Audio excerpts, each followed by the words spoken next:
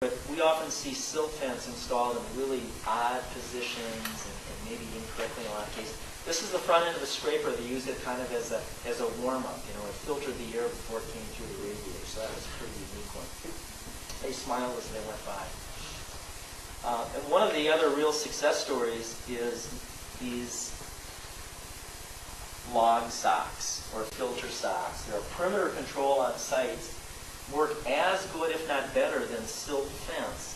And in this instance, they're filled with compost material, which, as in the case of being along Highway 61, where you've got the potential of some heavy metals and other contaminants that come off of vehicles, as that contaminant-laden water might move down through this, the compost actually served to adsorb or hold on to some of those contaminants and bind them up. So that was a side benefit here. We also see these kind of tube socks filled with a whole host of other materials. Can be wood chips, can be straw. But again, they really serve to be a good perimeter barrier to keep sediments on site so they don't get into waterways. Now, some helpful hints. How many of you serve on a planning commission or elected official role where you're making decisions in terms of land use? Okay, quite a few of you are. What we really encourage is that you have all of your technical recommendations in place before that project is approved, so that you know as decision makers what that development is going to be held to, whether it's a private individual or whether it's a corporation. We also think it's really important to have pre-construction meetings both with the developers themselves as well as with the equipment operators. Because oftentimes the developers, they understand completely what that erosion and sediment control plan is all about, but the folks that actually do the work on the site, those equipment operators, they sometimes don't. So it's important to bring them into the fold on it as well. Also, regular site visits, very critical so that those folks know you're interested. Lots of times they'll have questions. Lots of times they have really good ideas on how to improve the very plan that maybe you helped them put together. Contractors can be really innovative folks and a real help. And also, you really want to work with developers, not against them. Work as a team. That's a real plus. And then, of course, my mantra is really maintain that sense of humor. You have to keep smiling despite some of the challenges that we do face. So with that, I hope that sets up a little bit today's program so you understand a little bit of some of the challenges that we face here, some of the successes that we've had, and really some of the good things we have to look forward to. But at this time, I would open up for questions if anybody has them. The slides and projects that I've shared. Only one at a time. Rich. Those log socks, are they a lot more expensive than silk fence for the contractor to use? Well, if you look at and I can't give you exact cost on it, but that's a really good question. I'd say they're probably comparable in cost, but the overall usefulness and life of that product is much greater for those log socks because they're easy to put in position, they're easy to stake, and when you're done at that site, you can pick them up, roll them back up into a coil, move to the next job site. That was my next question, if they were reusable. They are, and many of them have actually many years of life in them, depending on the type of material they're made from. In some instances, too, because of the maybe the seriousness site, they'll actually leave them in place because they will eventually degrade. But again, they can be reused.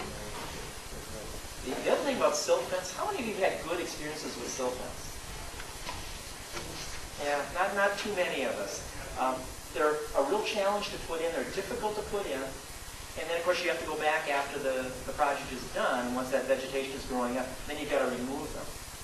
That can be almost as much fun as putting them in. So again, we're actually moving away from silt fences a bit. They can do a good job. They do have some challenges. But we're moving away from and looking at some of the other options.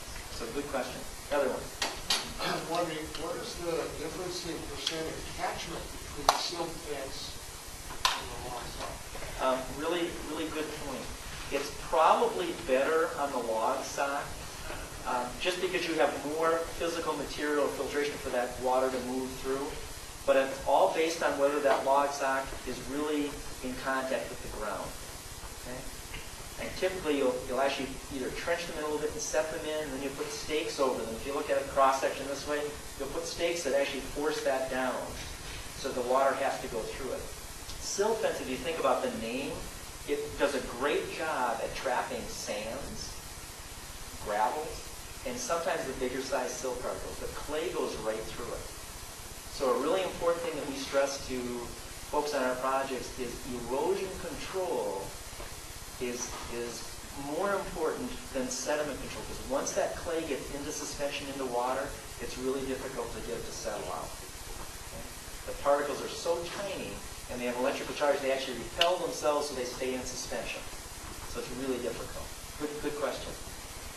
So the socks are more efficient, significantly more efficient in catching? In our country up here, I would say generally they are more efficient. I'm not going to say there isn't a place for a silt fence, because sometimes they can actually act as a really good perimeter boundary. They have a lot of other uses, but in terms of pure and simple, catching soil, they're probably not quite as effective as the laws. Yeah. You showed a lot of examples of correcting problems that were occurring. Do you have good examples of prevention of some of these types of things, or addressing the root causes behind some of this stuff that, before it all starts to have a catastrophic event, as you called it? Yeah, sometimes what we're seeing are natural situations, but other times it's either the haste type decisions that people have made or incorrect siting of roads. So we really see it both ways. It's probably 3/4 human caused or human related, and 1/4 natural caused in terms of the issues that I see. I hope I captured some of the human caused ones there as well. Does that help, Pat? Well, I'm just wondering what, in a lot of the pictures that you showed, you applied a solution to deal with the result of the decisions that were made that resulted in a problem. And I'm just wondering about moving back up the decision-making process a bit, and if you can give some examples of places where you were able to prevent some of this stuff from happening, so that you didn't have to intervene with the really expensive sort of solutions with the big projects like the rock riprap types of things that were avoided by decisions that were made earlier. Yeah, those don't happen as often when you're dealing with erosion problems along streams or on lakes. So a lot of times you can't change an action a lot other than maybe rerouting surface runoff, to avoid a sensitive area. What we do see a big issue on is stormwater, and that's what Jesse's going to kind of segue into now. That's where you're going to have a huge impact on the front end in terms of how you develop a piece of ground, how you route that runoff, and how you manage it. We'll also see that on the tour a little bit later. Jesse, did you want to add to that? I was just going to add that your roots and example is actually, I think, a pretty good one, of where you're able to go in and do some good stuff to prevent a lot of problems from happening later on. I think that was a good example of doing something right at the beginning, so that you didn't have a lot of problems. Yeah, the other thing they did there, which was really innovative, is they actually developed a wetland sewage treatment system, which was new at that time for up here on the North Shore. So again, very, very much innovative according to us.